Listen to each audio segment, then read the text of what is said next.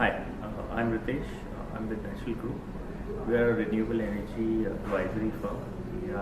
We work in the solar and biomass space. And my conversation over the last presentation at this particular summit was on grid parity for solar. And grid parity for solar has now come of age. I'm sorry, but I guess we'll catch it anyway. So grid parity for solar now has come of age, because if you see the rates that we are talking about are about 6 rupees and about 6 to 7.5 rupees, and whereas whatever you're paying at your house, what your doorstep for power is almost the same. In fact, Tamil Nadu now is offering they have asked suggestions on it, they're offering a feed-in tariff of 8.5 rupees. So you can use solar as a mix both from grid and off grid, and you can reduce your cost of power. Let us assume that you are a residential user of power.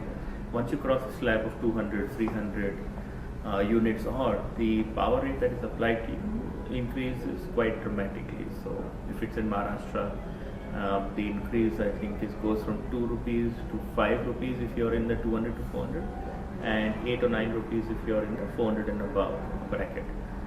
These are just approximate figures. So you can use solar, you can bring yourself down to the unit rate, the slab where you have a lower rate, and your recovery on solar is quite high. Also commercial, industrial, solar has now reached the point where it is equivalent to almost wind energy. The cost and the generation are almost equivalent. There is a slight, but if you do the cost versus the generation, solar at around 6-7 rupees is now quite viable. Funding is definitely a issue that most people have. People are expecting, I guess the expectations too much from solar today are too much. They are people are expecting prices to keep going down, which I would think are now those days are over. The prices will stabilize around between 5 to 7 rupees at least for the next year. After that, you might see prices going down, but it will depend on what are the incentives, what are the costs, what are the balance of systems, how popular it gets, whether efficiency is increased. There's a tremendous amount of ifs and buts. For the next year, I think you're looking at a price of between 6 to 7 rupees, which is quite viable. For